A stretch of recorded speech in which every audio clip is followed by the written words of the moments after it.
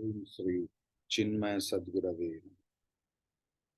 हम लोग स्वधर्म के ऊपर बोल रहा था। आज श्रीमद् भगवत गीता की द्वितीय अध्याय की 32 नंबर श्लोक के ऊपर चर्चा होगा। यदृच्छया चोपपन्नम स्वर्गद्वारम अपावृतम सुखिनः क्षत्रियाः पार्थ लभन्ते युद्धमीदृशम्। Again. यदृच्छया चोपपन्नम् स्वर्गद्वारम् अपावृतम् सुखिनः क्षत्रियाः पार्थ लभन्ते युद्धमीदृशम्। पार्थ, हे पार्थ, हे पृथा की पुत्र, सुखिनः भाग्यवान जो व्यक्ति है। हियर सुखिनः का मतलब भाग्यवान। क्षत्रियाः, क्षत्रियगण, यदृच्छया उपपन्नम च अपावृतम स्वर्गद्वारम ईदृशम युद्धम लभन्ते। यदृच्छया, इस युद्ध के लिए उनको याचना की जरूरत नहीं होता, अयाचित रूप से युद्ध आ जाता है। उपपन्नम च, उपलब्ध, मांगने से पहले ही जो उपलब्ध होता है, मिल सकता है, वही है यदिच्छया उपपन्नम च। अपावृतम, ये उन्मुक्त है। स्वर्ग द्वारम, स्वर्ग की सिंह द्वार की सदृश, ईदृश, इसी तरह, युद्धम लभन्ते, युद्धम मतलब धर्म युद्ध, लभन्ते लाभ करते हैं। हे अर्जुन, श्री भाग्यवान क्षत्रिय गण ही ये अयाचित भाव, अयाचित, मांगने से पहले ही उपलब्ध स्वर्ग की उन्मुक्त सिंह द्वार की समान ये धर्म युद्ध लाभ करते हैं।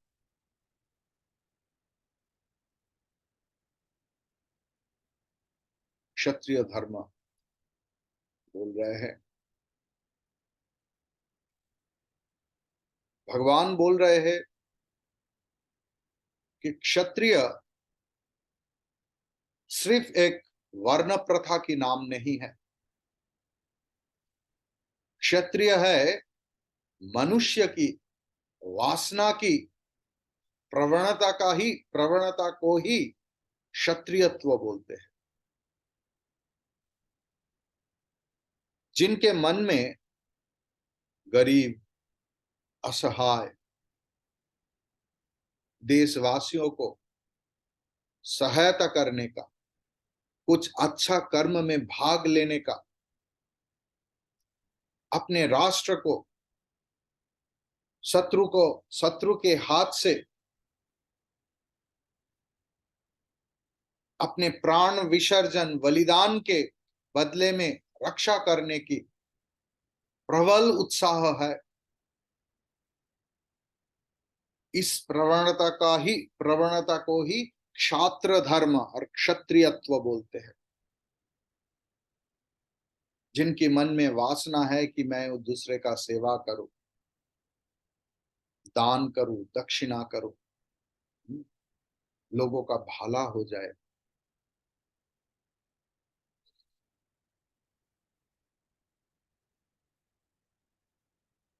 जयराम बाटी के नजदीक एक गांव था।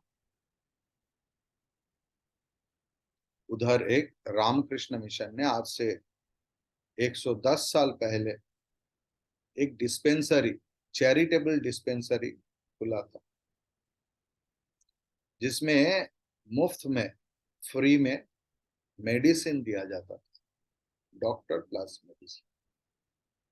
क्यों खुला ना? वो बांकुरा जिला की अंतर्गत है, और बांकुरा उस समय तो अभी भी है, बांकुरा, पुरुलिया, बीरभूम।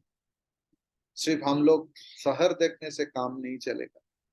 गांव गांव में इतना गरीबी है अभी भी, तो 120 साल पहले कितना था। तो एक चैरिटेबल डिस्पेंसरी खुला था।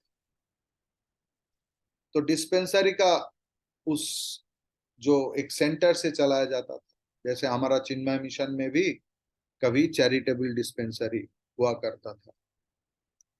तो ऐसे ही उस सेंटर से स्वामी जी ने पत्र लिखा श्री श्री मां शारदा देवी को, कि जिनके पास दवाई खरीदने का पैसा है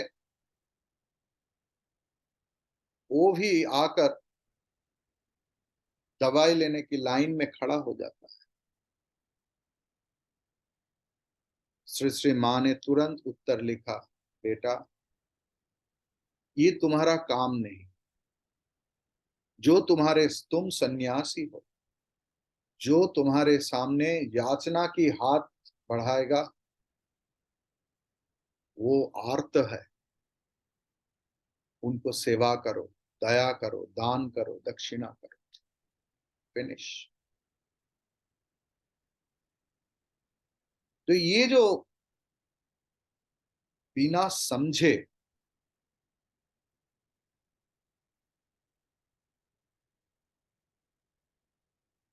क्योंकि जो दान दक्षिणा करते हैं ना चिन्मय मिशन में, तो मैं हर रोज देखता हूँ, हर रोज। ज्यादा पूछते भी नहीं, स्वामी जी ये है, ये। आज भी 10 मिनट पहले ही फोन आया था, क्लास में भी है। I don't want to take the name, that I want to sponsor that amount of book. उनका बांग्ला पढ़ना भी नहीं आता, समझ में भी नहीं आता है शायद। दिस इज द धर्म। धर्म, unless and until you apply in your own life, thought में ही रह जाता। जो लोग ज्यादा विचार करते इसके ऊपर, ब्रह्म विचार नहीं, जगत के ऊपर, जगत विचार जो लोग करते हैं ज्यादा, वो लोग करते नहीं। करते भी है, उसका करना कुछ काम में नहीं आता, कुछ काम में नहीं आता। वो लोग दान कर सकते हैं, दक्षिणा कर सकते हैं, लाखों करोड़ों रुपया, लेकिन मन में संशय रखकर जो दान दक्षिणा होता है उसमें पुण्य नहीं होता। ठीक है, तो वही क्षात्र धर्म है। और एक है जिन्होंने क्षत से ऊंट, त्राण करते हैं किसी को, किसी का कहीं पर क्षत है, ऊंड है। ऊंट तो बहुत बहुत कृपा प्रकार की होता है, सामाजिक, मानसिक, आर्थिक, बौद्धिक, कुछ भी। उसमें से जो व्यक्ति को त्राण करते हैं वही क्षत्रिय है। ये क्षत जो है, ये ऊंट जो है, ये बाहर के शत्रुओं से हो सकता है, और ये इंटरनल हो सकता है। हिंदू संस्कृति में युद्ध कभी आक्रमणात्मक नहीं था। It was never ever aggressive. Hindu संस्कृति में युद्ध रक्षणात्मक था। सनातन धर्म आग्रासन की, एग्रेशन, पक्षपाती नहीं है। धर्म या राष्ट्र की मर्यादा की संरक्षण के लिए जो युद्ध का प्रयोजन होता है, जरूरत होता है, क्षत्रिय के लिए वो बहुत ही पुण्यकारी है। और इसी युद्ध में अगर कोई योद्धा वीर गति को प्राप्त करते हैं तो उनका स्वर्ग लोक प्राप्त होता है।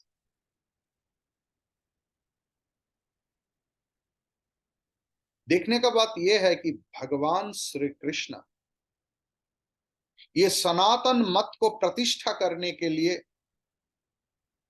कैसे वेदांत की जो महत्वम आदर्श वहां से खुद को एकदम साधारण वस्तुवादी जागतिक सामाजिक प्रथा की लौकिक दृष्टिभंगी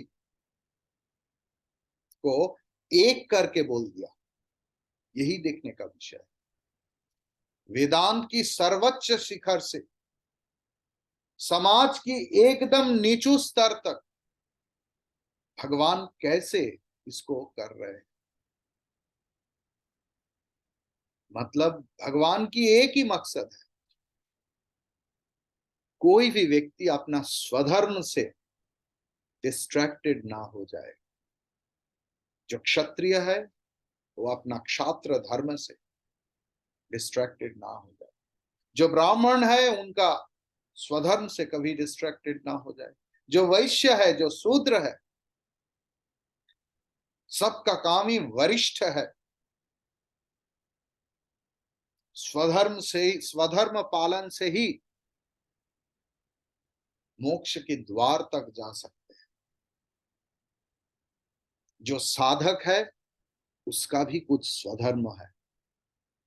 साधक ब्राह्मण क्षत्रिय वैश्य शूद्र से पार है, लेकिन साधना की ब्राह्मणत्व है, क्षत्रियत्व है, वैश्यत्व है, शूद्रत्व है,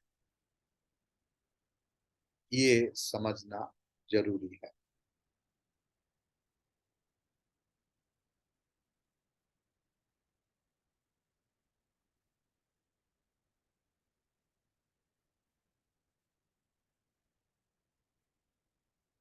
ज्ञानेश्वरी में ज्ञानेश्वर भगवान बोल रहा है, अर्जुन देखो देखो,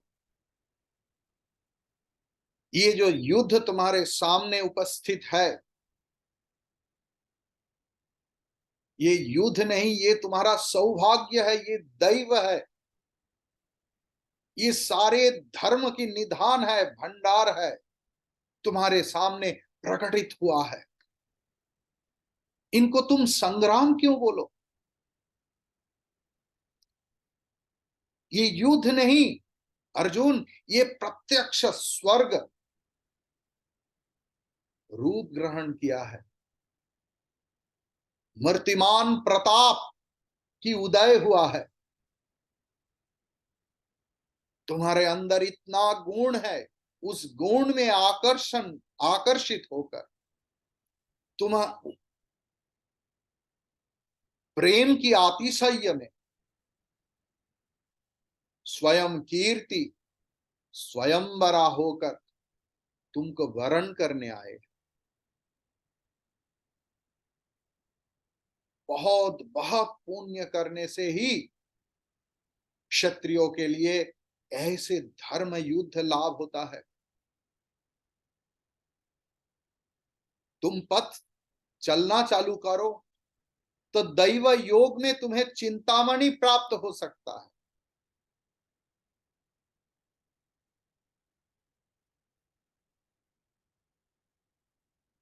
ये चिंतामणि जैसे युद्ध तुम्हारे सामने आए।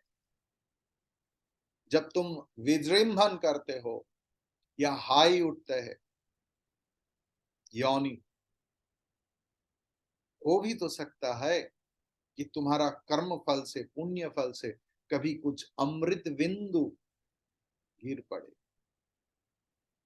ऐसे ही दुर्लभ है एक क्षत्रिय के सामने धर्म युद्ध।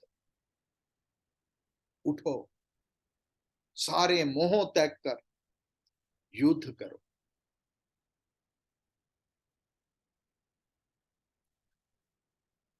अभी थोड़ा श्लोक का मोर चारणी देखो, इधर देखा है, यदृच्छया चोपपन्नम च उपपन्नम। तो ये जो वाक्य यदृच्छया चोपपन्नम, यदृच्छया की मतलब क्या देखा हम लोग ना, अयाचित रूप से उपलब्ध, ये एक विशेषण है। किसका विशेषण है ना, युद्ध शब्द की विशेषण। लेकिन इधर भगवान युद्ध शब्द की विशेषण ये यदृच्छया च उपपन्नम क्यों बोला? क्योंकि भगवान अर्जुन को यही समझाना चाहते हैं। अगर अग्नि में कोई कीड़ा आ जाए, कीट पतंग आत्म विसर्जन करे, तो उसमें आप अग्नि को दोषी नहीं बोल सकते, क्योंकि ये जो दाही का दहन क्षमता अग्नि की स्वधर्म है। ऐसे ही भीष्म द्रोण आदि अगर इस धर्म युद्ध में तुम्हारे हाथ में निहत हो जाए, इसके लिए तुम दोषी नहीं हो सकता, क्योंकि युद्ध करना ही क्षत्रिय की स्वधर्म है। और इस युद्ध का उद्योक्ता तुम नहीं हो। जब मैं तुमने युद्ध का डिसाइड किया, ऐसे तो नहीं, तुम सिर्फ भाग ले रहे हो, तुम्हारा स्वधर्म पालन कर रहे हो। ये जो राज्य, ये तुम्हारा पैतृक संपत्ति है, और जितना भी प्रजा है इस राज्य में, हस्तिनापुर में, हस्तिनापुर की सारे प्रजा ये पंच पांडव की सुशासन में रहना चाहते हैं। अगर तुम संधि या तो समाधान की बात बोलो, वो भी तो तुम लोग बहुत ही कोशिश किए। मैं भी गया था संधि प्रस्ताव लेके, मैं दूत होकर गए थे। जे 5 भाई के लिए सिर्फ 5 गांव दे दो, लेकिन दुर्योधन का तो वही एक ही शब्द है, एक ही वाक्य है।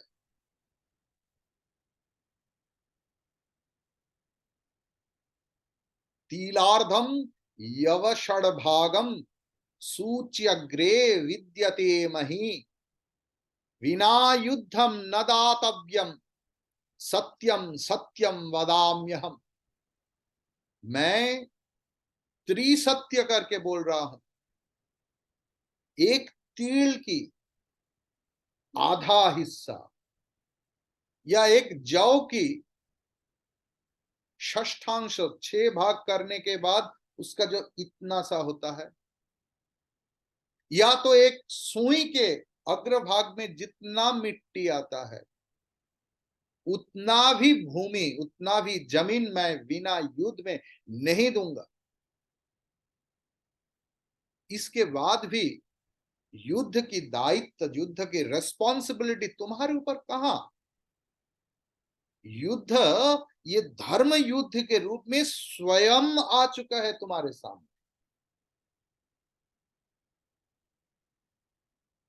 ठीक है, मान लिया। लेकिन भगवान इस युद्ध को आप स्वर्ग द्वारम अपावृतम, ये विशेषण क्यों बोला? भगवान बोला ना, यदृच्छया चोपपन्नम स्वर्ग द्वारम अपावृतम। स्वर्ग द्वारम, स्वर्ग की सिंहदार की समान, अपावृतम उन्मुक्त। क्यों?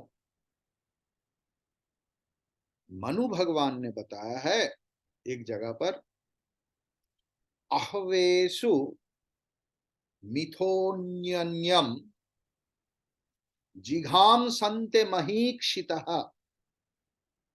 युध्यमान्य युध्यमानाः परम शक्त्या स्वर्ग्यम यान्त्यपरान्मुखाः। अगर क्षत्रियगण युद्ध में परान्मुख, युद्ध के डर से भागने के परिवर्त में सम्मुख समर, डायरेक्ट फाइटिंग में आ जाए और महाविक्रम पराक्रम के साथ युद्ध करे और उस युद्ध में किसी का संहार भी हो जाए, फिर भी उसे स्वर्ग लाभ होता है। अच्छा, मान लिया, लेकिन ये गुरु पितामह आदि गुरुजन को अगर वध हो जाए तो ये तो पाप ही होगा। ये पाप तो स्वर्ग तक नहीं नरक तक ले जाएगा। ये भी ठीक है। गुरुम व बाल वृद्धो व ब्राह्मणम व बहुश्रुतम आततायीनम आततायीन अमायंतम अपि वेदांत पारगम जिघांसंतम जिघांसियान्न तेन ब्रह्म भवेत् न आततायी वधे दोष हंतुर भवति कश्चन। युद्ध का ऊपर बोलने के लिए क्या बताया? गुरु, बालक, वृद्ध, ब्राह्मण या तो बहुश्रुत पंडित, मतलब वो पंडित ब्राह्मण भी हो सकता है, क्षत्रिय भी हो सकता है, वैश्य भी हो सकता है, शूद्र भी हो सकता है। क्योंकि हम लोग भागवत में देखा सूत उवाच, सूत मतलब शूद्र, लेकिन वो बहुश्रुत है।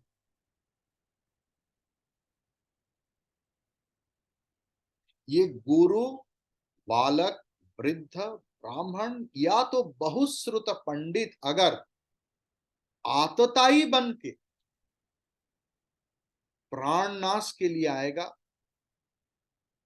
तब don't hesitate to kill them. आतताई अगर वेदांतविद भी हो, मतलब बहुत वेदांत सुन चुके हैं लेकिन जीवन में अपनाया नहीं, ऐसे वेदांतविद भी अगर आतताई हो तो उनके हत्या के लिए ब्रह्म हत्या की पाप नहीं होता है। आतताई वध में कोई दोष नहीं हो सकता है, शास्त्र बोल रहा है।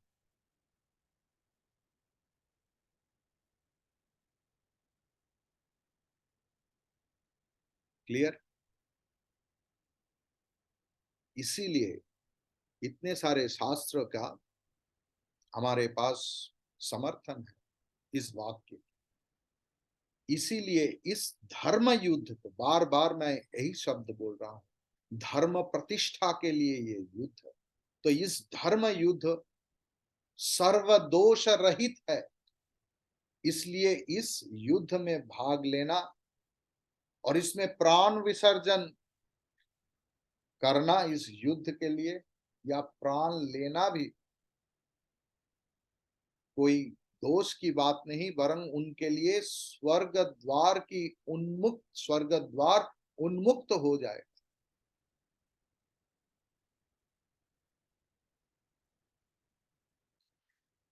अभी और एक सवाल आ गया, सुखिनः क्षत्रियाः पार्थ। भगवान अर्जुन नहीं बोलकर पार्थ शब्द क्यों बोला इस श्लोक में? भगवान तो और भी कुछ बोल सकते, लेकिन पार्थ शब्द क्यों बोला? पार्थ पृथा पुत्र है, गुड क्वेश्चन, अगर आपके मन में आए तो।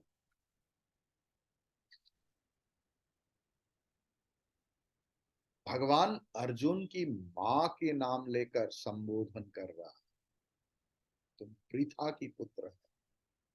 अर्जुन तुम भूल मत जाओ कि तुम पृथा की पुत्र है।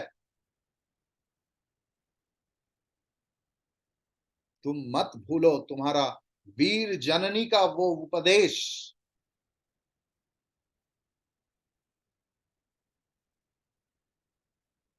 दूत की कार्य समापन करके, क्योंकि मैं तुम्हारे लिए दूत बन के गया,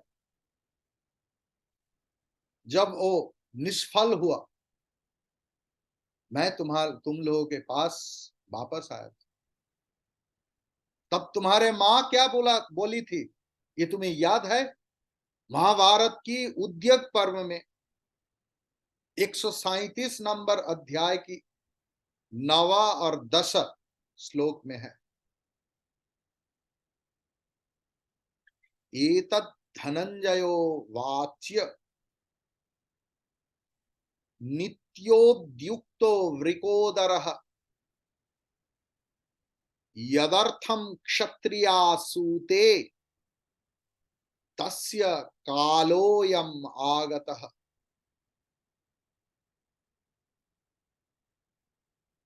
धनंजय अर्जुन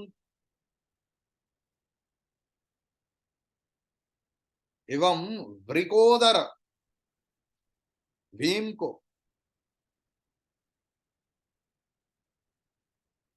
मेरा यही उपदेश है, तुम जाके उन दोनों को बोलो, क्योंकि ये कृष्ण के साथ कुंती का वार्तालाप हो रहा है। तो माता कुंती बोल रहे हैं कि तुम धनंजय अर्जुन और वृकोदर भीम, ऐसे विशेषण उन्होंने यूज किया। एतद धनंजयो वाच्य नित्योद्युक्तो वृकोदर।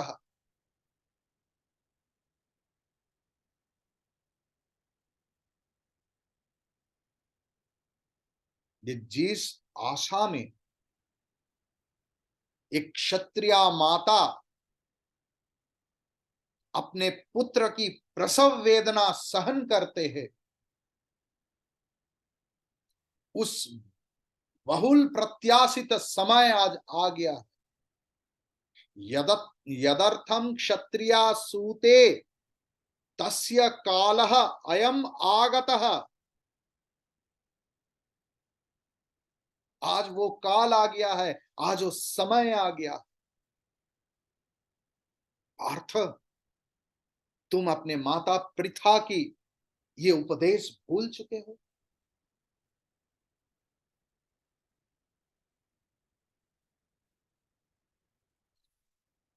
अर्जुन के समझ में आया। लेकिन इसमें और एक बताया, लभन्ते युद्धम ईदृशम, ऐसे युद्ध सिर्फ बहुत भाग्यवान, सुखिनः बोला ना, सुखिनः मतलब भाग्यवान, ऐसे धर्म युद्ध, ऐसे युद्ध भाग्यवान क्षत्रिय को ही लाभ होता है। इसका तात्पर्य क्या है? इसका तात्पर्य एक ही है कि सारे युद्ध धर्म युद्ध नहीं होता है। बहुत सारे मकसद में युद्ध होता है, अपने अहंकार को परिपूर्ण करने के लिए युद्ध होता है। लेकिन ये धर्म प्रतिष्ठा की युद्ध है, ये धर्म युद्ध है। कोई कोई लोगों का युद्ध करने का बहुत इचिंग होता है अंदर में, शांति उनका सहन नहीं होता, कहीं कहीं कहीं कहीं से ढूंढ ढूंढ के कारण निकालते हैं और युद्ध में लिप्त हो जाता है, झगड़ा में लिप्त हो जाता है। अपना शांति और दूसरे का शांति विनष्ट करना ही उनका उद्देश्य रहता है। संपूर्ण असाधु वृत्ति, संपूर्ण असाधु वृत्ति। क्योंकि साधु ये सारे बात को नेगेट करेगा। यही तो हमारा शिक्षा है।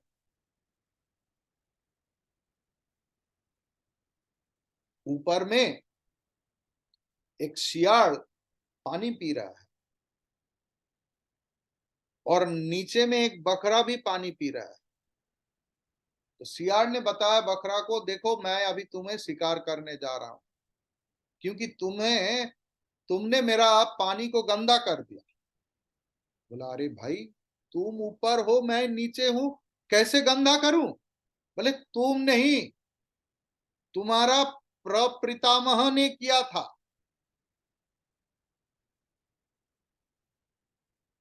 अशांतिकामी व्यक्ति का सुख सहन नहीं होता।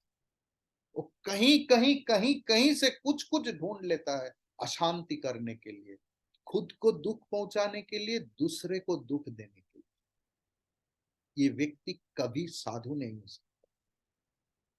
चाहे हजारों वेदांत पढ़ ले, हजारों वेदांत सुन ले, हजारों लाखों जप कर ले, जिसके अंदर में दूसरे को दुख पहुंचाने का वासना है, वो कभी साधु नहीं हो सकता। इसीलिए तो भगवान युद्धस्व विगत ज्वर ऐसे बोलकर अर्जुन को बोला, अर्जुन बेटा विकारहीन होकर युद्ध करो। ऐसा युद्ध धर्म संगत है। ऐसे स्वर्ग सुख कर युद्ध कोई कोई भाग्यवान क्षत्रिय के ही लाभ होता है। देखिए, शंख बज रहा है, आहा, इस शब्द के ऊपर भगवान की बात, ऐसा ही होता है। हम लोग इस श्लोक का फिर एक बार पाठ करके इस क्लास को समापन करेंगे, इस कक्षा को। यदृच्छया चोपपन्नं स्वर्गद्वारम् अपावृतं सुखिनः क्षत्रियाः पार्थ लभन्ते युद्धमीदृशम्। हरि ओम।